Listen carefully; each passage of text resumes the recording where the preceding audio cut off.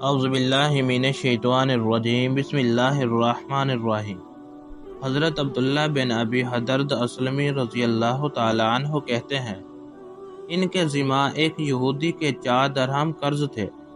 اس یہودی نے قرض کی وصولی میں حضور صلی اللہ علیہ وآلہ وسلم سے مدد لینی چاہی اور یوں کہا، اے محمد صلی اللہ علیہ وآلہ وسلم، میرے اس آدمی کے ذمہ 4 درہم قرض ہے اور یہ ان درہم کے بارے میں مجھ پر غالب آ چکے ہیں، یعنی میں کئی مرتبہ ان سے تقاضا کر چکا ہوں لیکن یہ مجھے دیتے نہیں ہیں۔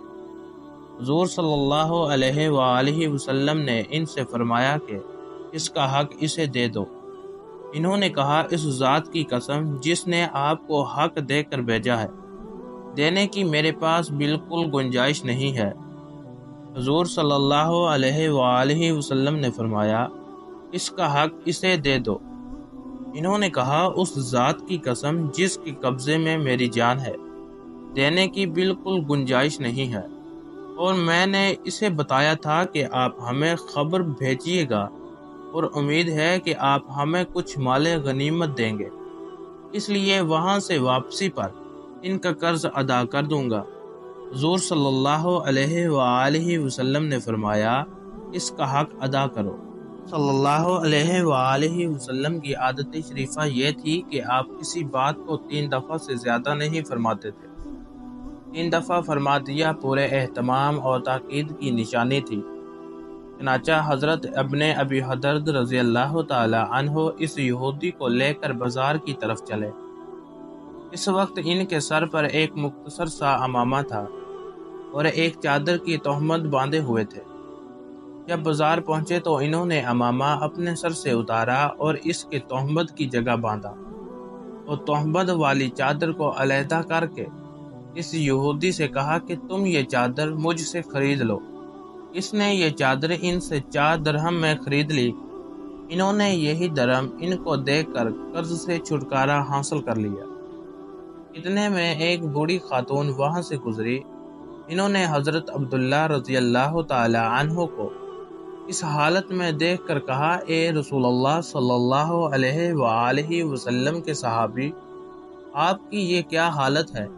انہوں نے اس خاتون کو سارا قصہ سنایا تو نیک دل خاتون نے کہا، اچھا تو آپ میری یہ چادر لے لیں۔ یہ کہہ کر انہوں نے اپنی چادر اتار کر حضرت عبداللہ رضی اللہ تعالی عنہ کے حوالے کر دی۔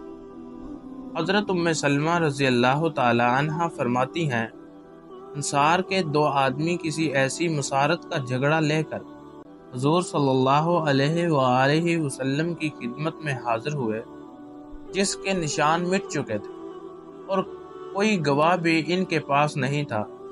حضور صلی اللہ علیہ وآلہ وسلم نے فرمایا، تم لوگ میرے پاس اپنے جھگڑے لے کر آتے ہو اور جس کے بارے میں مجھ پر کوئی وحی نازل نہیں ہوئی، میں اس میں اپنی رائے سے فیصلہ کرتا ہوں، لہٰذا جس آدمی کی دلیل کی وجہ سے میں اس کے حق میں فیصلہ کر دوں، جس کی وجہ سے وہ اپنے بھائی کا حق لے رہا ہے، تو اسے چاہیے کہ وہ اپنے بھائی کا حق ہرگز نہ لے، کیونکہ میں اسے آگ کا ٹکڑا دے رہا ہوں اور وہ قیامت کے دن اس حال میں آئے گا کہ یہ ٹکڑا اس کے گلے کا ہار بنا ہوا ہوگا۔ اس پر وہ دونوں حضرات رونے لگے اور دونوں میں سے ہر ایک نے کہا، یا رسول اللہ صلی اللہ علیہ وآلہ وسلم، میں اپنا حق اسے دیتا ہوں۔ حضور صلی اللہ علیہ وآلہ وسلم نے فرمایا، جب تم نے یہ ارادہ کر لیا ہے تو جاؤ اور حق پر چلو اور اس مسارت کو آپس میں تقسیم کر لو اور تقسیم کرنے کے لیے قرار اندازی کر لو، اور یہ سب کچھ کرنے کے بعد تم دونوں میں سے ہر ایک اپنے ساتھی کو اپنا حق معاف کر دے۔ ام المؤمنین حضرت عائشہ صدیقہ رضی اللہ تعالی عنہا روایت کرتی ہے کہ حضور صلی اللہ علیہ وآلہ وسلم کے زمانے میں فتح مکہ کے موقع پر ایک عورت نے چوری کی۔ اس عورت کی قوم والے گھبرا کر محبوب رسول صلی اللہ علیہ وآلہ وسلم حضرت اسماء بنت زید رضی اللہ تعالی عنہا کے پاس گئے تاکہ وہ حضور صلی اللہ علیہ وآلہ وسلم سے اس عورت کی سفارش کر دیں۔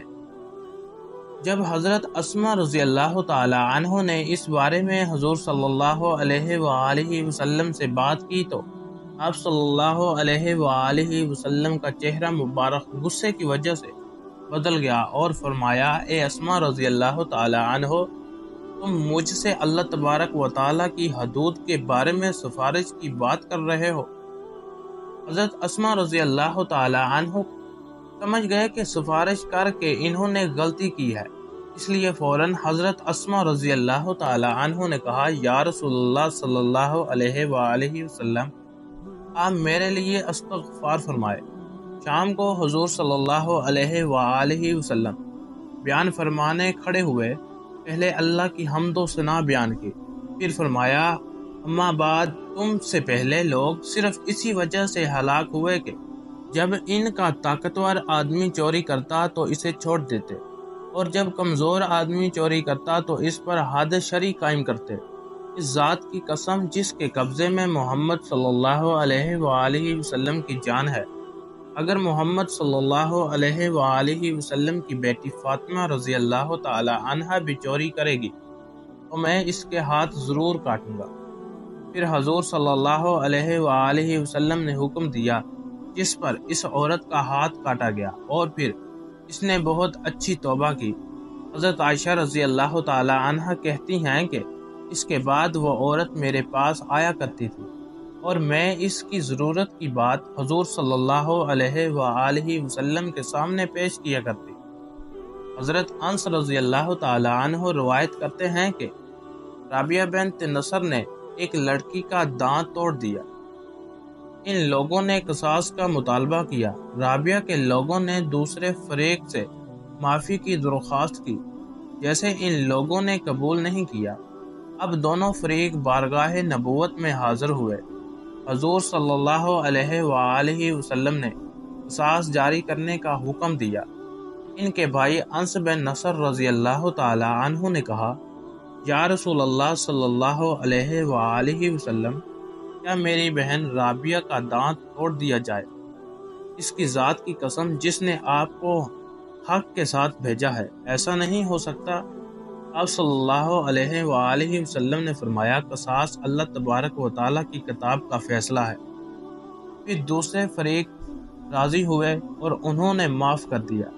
آپ صلی اللہ علیہ وآلہ وسلم نے فرمایا، اللہ کے بعض ایسے بندے بھی ہیں کہ اگر وہ اللہ پر قسم کھا لیں تو اللہ تبارک و تعالیٰ ان کو پورا فرما دیتا ہے۔ دعا ہے کہ اللہ تعالیٰ ہمیں دین کا پیروکار بنائے اور نبی پاک سے بے پناہ محبت عطا فرمائے، آمین یا رب العالمین۔